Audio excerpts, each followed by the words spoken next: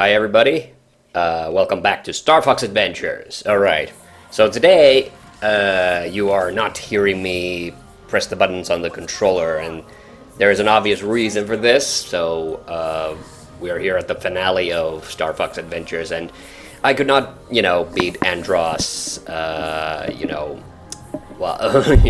I just could not record myself talking and playing at the same time with the Andross fight.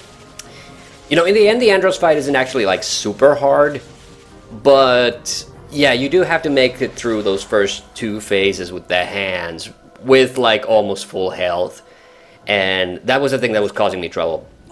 Also, in the supercut, because I just recorded, I just edited and uploaded the second to last episode, I highlighted it that you do actually get health back from the silver rings. It's not a lot, like it's not a full heart each time. It's a, part of the heart. So yeah, I'm having to do this again the same way I've done there were two Mega Man X games, X5 and 8, where I had to record the finales. Oh, and X3 as well. I basically like all the Mega Man X's where I have actually played all the way to the end. Yeah, I don't like the voice of Andross in this. Even though the voice acting in Lilith Wars is a little dumb too. Like, at least like Andross sounded like really menacing in that. It's actually like Lilith Wars is one thing that is one of those instances where I prefer to use the European title, because StarFox 64 is like whatever. Well, actually, I kind of like using both titles, so I usually say, like, StarFox 64, Lilith Wars, like Lilith Wars being, like, a subtitle or something. That's kind of cool. Cool bit, yeah. So, I think I failed the first time, so there's going to be, like, my first attempt, then I failed. Unless I succeeded the first time, I don't remember anymore. I literally recorded it this morning, but I can't honestly remember. I do think Andross looks pretty badass here. But the thing that I've always wondered about, because I've never played the original StarFox, which was on Super Nintendo. That's called Star Wing in Europe, by the way. I've never even played that version either. But like I knew that Andross was an evil scientist, but I didn't know that he turns himself into a giant floating head. That's the part that really doesn't make any sense to me. I guess that's the part I guess that's the part where it kind of is revealed that. Or it's just a good reminder that this is originally a Japanese franchise, so they do shit like that. It doesn't make any sense. And,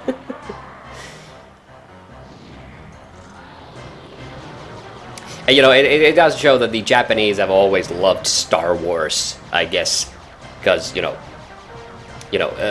Fox has a bit of a little bit of influence of, I think, Thunderbirds, but it's also Star Wars. It's pretty obviously Star Wars. Like the fact that it's called the R-Wing. I used to love that the names of all those the ships in Star Wars. If you know the officials website, like everybody knows the X-Wings and the TIE Fighters, but then there are P-Wings, which to me sounds super funny. I don't think if there is an R-Wing specifically. But P-Wing, I think, is that dopey-looking ship from the, I think there's a Y-Wing as well, and the Millennium Falcon, which they called the Aluminum Falcon on Robot Chicken. I sometimes think of that. I don't use that as a joke very often. Oh yeah, this is where I did a real bad job of. Yeah, I think this is why I failed, because I took so much damage in that first part. So there's going to be a second try of me. And I do hate this. I do hate the fact that, you cannot skip the cutscene. Like, that is a thing that Capcom does in the Mega Man games as well. It drives me crazy every time.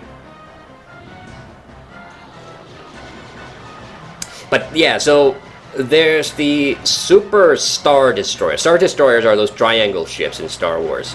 And then there's the Super Star Destroyer, which is the super big ship that they introduced in Empire Strikes Back. And the Darth Vader's, and that's Darth Vader's, Super Star Destroyer, obviously.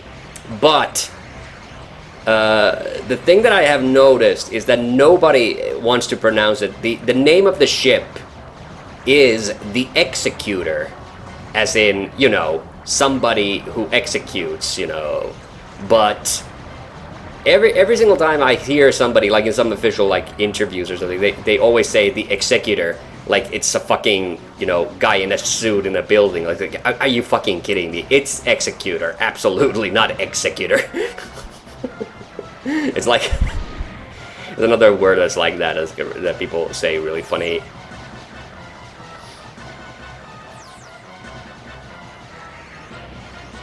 Yeah. So I did record this morning, but then I let it play out over the final cutscene. I didn't actually watch the final cutscene, and I wanted to keep that part a kind of a secret to myself because I hadn't seen it in a while. I mean, I do remember roughly what happens in it, and I didn't even have time to really comment on this. Like, Falco just shows up randomly with the shades and everything. Like, that was like a whole bit in the backstory of the game that's never really explained. That Falco, you know, apparently had a falling out with the crew, and that's why he's not there. I don't know what the official explanation. The Star Wolf, like the members of Star Wolf, you know, I think canonically they should be like dead following Lilith Wars, except Star Wolf did come back in the So now it's the brain. It really is hard to kind of zero in on him because he goes back and forth, and then you have to remember to dodge him. Like, dodging in this fight is like very like hit or miss for me. So yeah. Also, I don't know what's up with his lobes. One lobe is clearly lower than the other. Like, is that supposed to be kind of joke that it's not all there, or is there something about chimp brains that I don't know? Because, like I said, he looks pretty badass. I actually like the chimpanzee face there. You know, looks great. But yeah, I hated the fact that this, you know, I said that this fight is like the Lilith Wars fight, but actually it's not really, because in the Lilith Wars fight you could keep shooting at him non-stop. Yeah, I failed. Like, there is great detail on his face. Like, God damn, like they went all out on that. But yeah, the thing that bugs me, the thing that really annoys me about this entire, and the Andross fight is pretty grueling in Lilith Wars 2, but you could keep shooting at him constantly. There wasn't a moment in the fight where, you know, just, you know, artificially you can't do damage to some part of him. Like, I guess it makes sense, like, the hands are, you know, down, that's when you can't shoot at him. But, like, yeah. So, on this second go-around, I was a lot more careful to not take unnecessary damage, so I think I had over halfway the health when I finally beat him here. But yeah, like, I tried to, like, zone out and just tap the button like crazy, especially during those hand parts. But I realized, like, it's just not possible to, you know, destroy the hand, like, on one go. And this is where I realized, but it's seriously, you know, like, his weapons do so much damage that those silver rings don't really, like, unless you keep dodging his attacks for a long time and let those silver rings get to you. There's actually something funny I noticed about Castlevania 64. Which I am streaming right now. I have a streaming series of it going on. In the second to last Dracula fight, I noticed also that actually, like, letting the fight drag out isn't bad for you because you keep getting power-ups from Dracula. So actually, like, you kind of want to do that just to get everything you possibly can out of him before the final fight, because that's where you're gonna need it.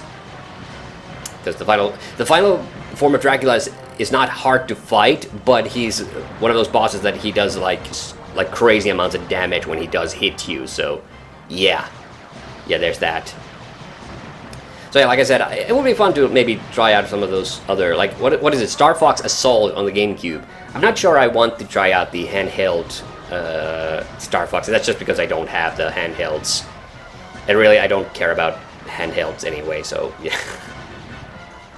So,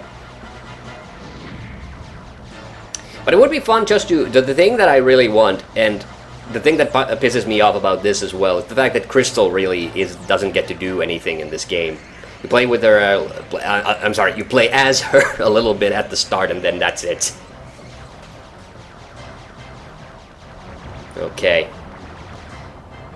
But yeah, so you have to have enough health. The thing that I really noticed is, like, you have to have enough health to make it like 3 rounds with that brain, and then you will probably defeat. Oof, that was bad. Like that was a big mistake. Don't do that. What I did there. It's like when he swings at you with the hand, like actually get out of the way.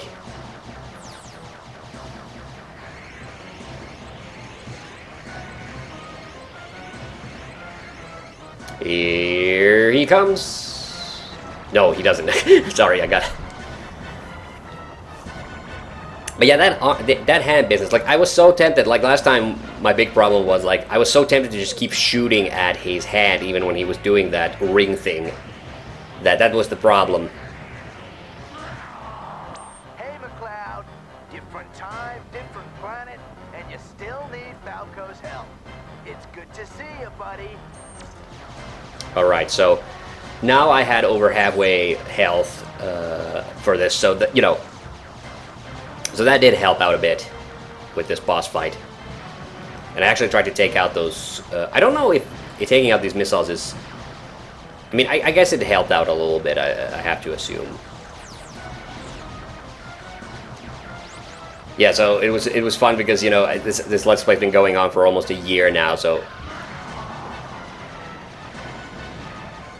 It has the two same shaped lobes, but they're just not, you know, located like, you know, symmetrically from each other. That's a weird one. That's a weird bit.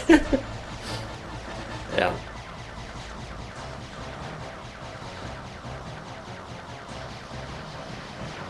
So I don't know what exactly I'm going to be playing after this. You know, I still have the Super Mario Sunshine series going, but I'm getting pretty close to moving again as I'm recording. Actually, the move might have happened already by the time this episode comes out. So, I kind of just like, I kind of fast-tracked to get these final episodes of StarFox out, because I realized that there was, you know, the finish line was getting near. So, I did that, and, yeah, so I'm trying to get, like, these last couple of videos out. You know, I was kind of trying to get the stream edits out as well, but I realized, like, those take so much more time to edit because they're so much longer as opposed to this, which I managed to, you know, be fairly efficient with, I think. I was half thinking about making this like a super long final episode, but honestly, like, I felt like nobody's gonna watch that. Like, even I don't like those super long episodes. And there he goes. Ugh, yeah, those facial animations, like, really, really nasty looking.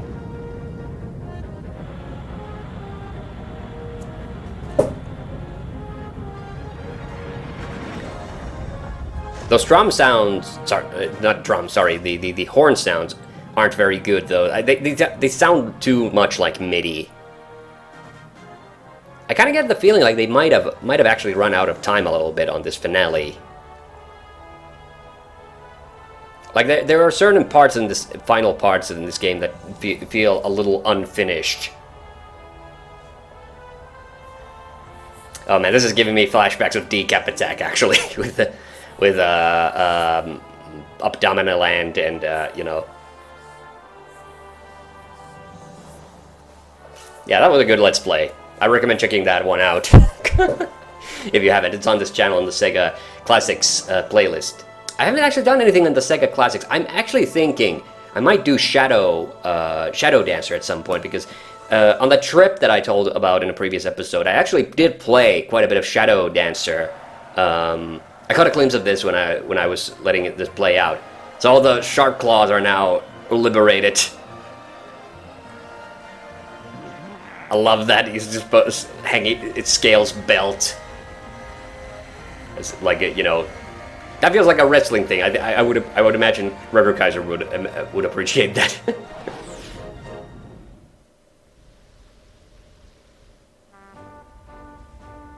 Okay, I did not watch this, so now I get to watch it.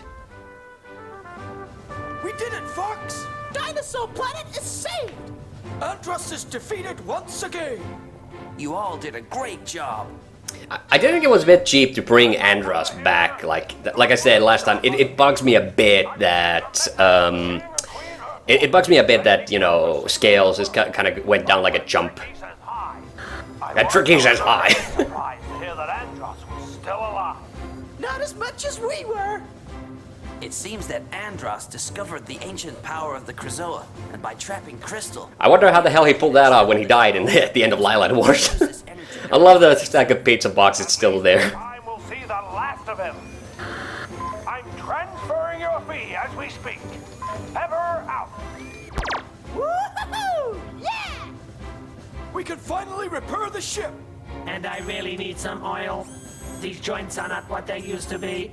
And I can't wait to get back with the StarFox team.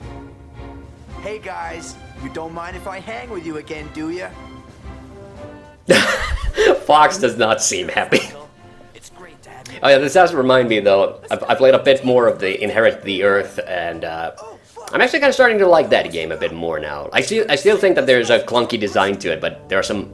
Hi, Fox. I really appreciate what you did for me. I'm just so sorry we didn't get much of a chance to talk. I You and me think both, there's babe. one more thing to do. And that's to say thank you. Okay. I mean, sure, no problem. You're not shy, are you, Fox? My sensors indicate Fox's temperature is rising. Rob. Are you Not okay? cool, man. Not cool.